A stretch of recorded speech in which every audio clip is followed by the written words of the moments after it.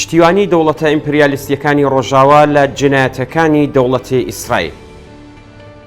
هێرشی حەماس بۆ سەر خاکی ئیسرائیل کە غافڵگیربوونەکەی کەوتە ژێر پرسیارەوە، یعنی بە دەوڵەتە سەرمایەداری و سەرجەم لایەنە ڕاست و تونڕەوەکانی ڕۆژاواداوە کە بە هەموو تواناوە پشتیوانی سەربازی و سیاسی و میدیایی لە دەوڵەتی ڕەگەزپەرستی ئیسرائیل بکەن.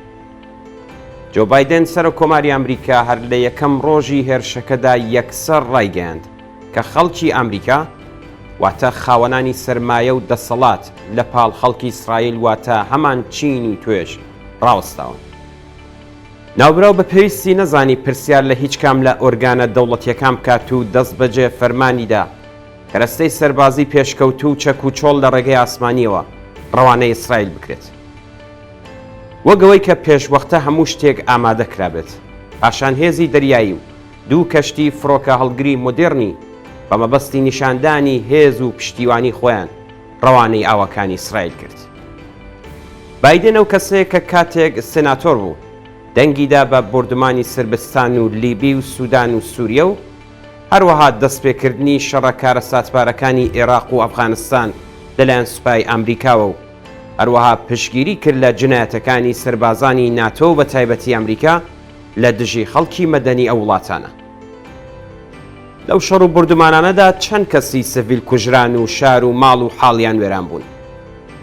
سەرمایەدارەکان، میدیاکان و مامۆستا دەسڕاستەکانیان تەبلیغی ئەوە دەکەن کە ئەمریکا هیچ یادەوەریەکی نییە، بەڵام لە هەڵەدا لە مێژوودا هیچ شتێک و هیچ ڕووداوێکی گرنگ گوم نابێت.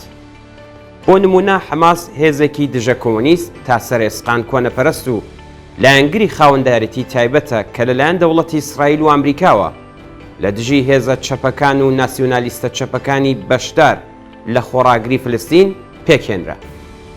هەر جوڵەیەکی ئەم هێزە کۆنەپەرستە بە دژی بەرژەوەندی زۆرینەی خەڵکی فلستین و گەلانی ناوچەکە بووە و بەم مانایەش ڕاستەوخۆ خزمەتی بە بەرژەوەندیە سەرەکیەکانی چەوسێنەران و سەرڕۆیان کردووە.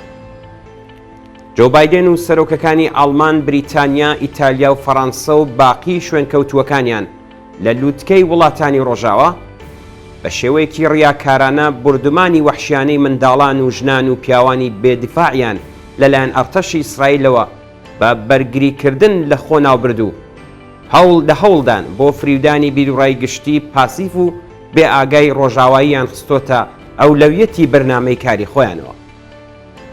ئەم دەوڵەتانە بە بیانی ئەو هێرشەی کە پێشتر ئاماژەمان پێکرد هەوڵیان داوە مافی ئازادی، ڕادەربڕین و خۆپیشاندانی لایەنگرانی فلستین بە بیانووی دیفاع لە تیرۆر و دژە یەهودی بوون پێشێل بکەن. بەشێک لە بەرپرسانی ئەو دەوڵەتانە بەو پەڕی بێشەرمیەوە هەڵکردنی ئاڵای فلستینیان بەراورد کرد بە نمایشکردنی سەلی بە شکاوەکەی نازیەکان و داوایان لە پۆلیس کرد کە بەر بەو ئاڵایە بگرن. ئەو دەوڵەتانە و میدیاکانیان لەلایەکەوە ڕێگەیاندا تا هەموو هەواڵە ڕاست و ناڕاستەکانی پەیوەست بە هێرشەکانی حەماس لە دژی خەڵکی سڤیل و منداڵان بە شێوەیەکی بەرفراوان بڵاو بکرێنەوە، بەڵام لە بڵاوکردنەوەی هەواڵی بەکارهێنانی گازی فۆسفۆر لە شەڕدا لەلایەن ئەرتەشی ئیسرائیلەوە کە خۆ دەبوێرن یا بە ناڕاستیان لە قەڵەمداوە.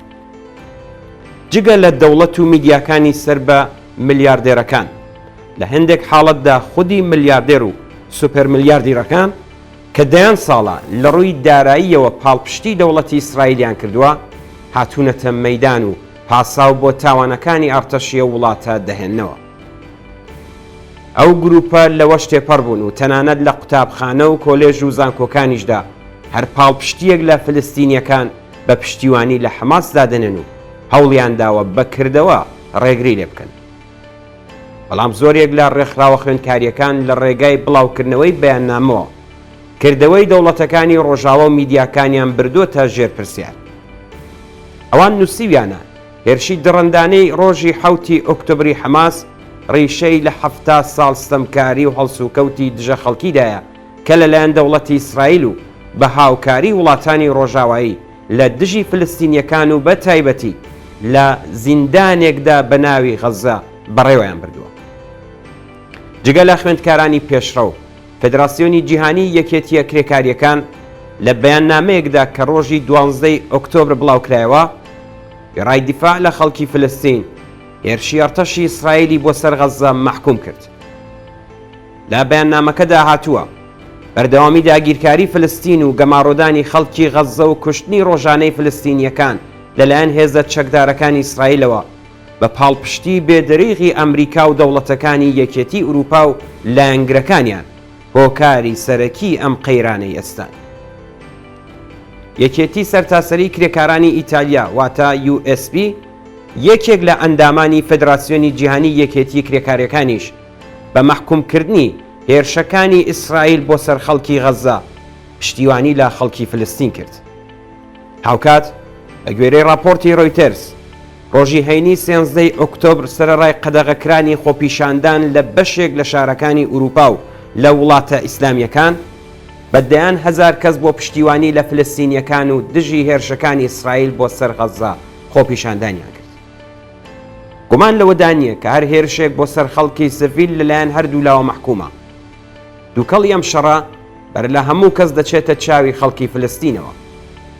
بۆ پێشگرتن لە هەر چەشنە تاوانێکی کۆنەپەرستان و کوردکردنەوەی دەستی ئیمپریالیستیەکان پێویستە چارەسەرێکی ڕێشەیی بۆ پرسی فلستین و ئیسرائیل بدۆزرێتەوە. یەکێک لەو چارەسەرانە بریتیە لە خەباتی خەڵکی ناوچەکە بۆ دەستەبەرکردنی ئازادی و بەرابەری.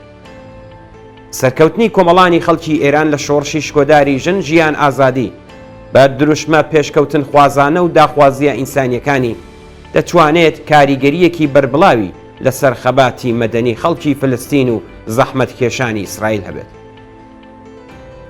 ئەوەی کە حەماس ئەم قۆناغەی لە شەڕ و تێکەڵچوونەکان دەست پێ کردووە، ئەوەی کە کۆماری ئیسلامی ڕیاکارانە بەردی دفاع لە مافەکانی خەڵکی فلستین لە سنگی دەدات و پشتیوانی لە حەماس دەکات، هیچیان زەڕەیەک لە ڕەوایەتی خەبات و خۆراگری خەڵکی فلستین لە دژی دەوڵەتی جنایەتکار و مەسحەبی و ڕەگەزپەرستی ئیسرائیل کەم ناکاتەوە.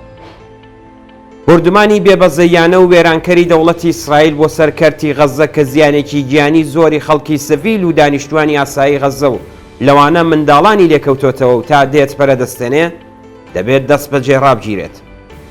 پێویستە خەڵکی فلستین ببنە خاوەن مافی دیاریکردنی چارەی خۆنووسی خۆیان. دەستەبەربوونی ئەم مافە سەرەتاییە بۆ خەڵکی فلستین پێویستی بە پشتیوانی و هاودەنگی نێودەوڵەتی هەیە.